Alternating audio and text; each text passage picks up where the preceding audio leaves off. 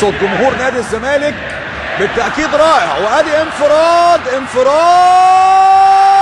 الرابع الرابع الرابع الرابع.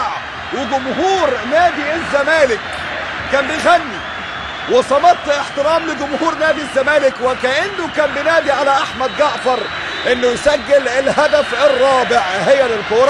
اهي الكرة وهو احمد جعفر يسجل الهدف الرابع لمصلحة نادي الزمالك. عبد الشافي خدها بوش رجله، واحمد جعفر في الزاوية الصعبة على عصام محمود.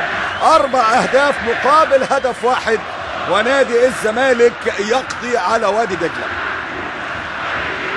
يعني يمكن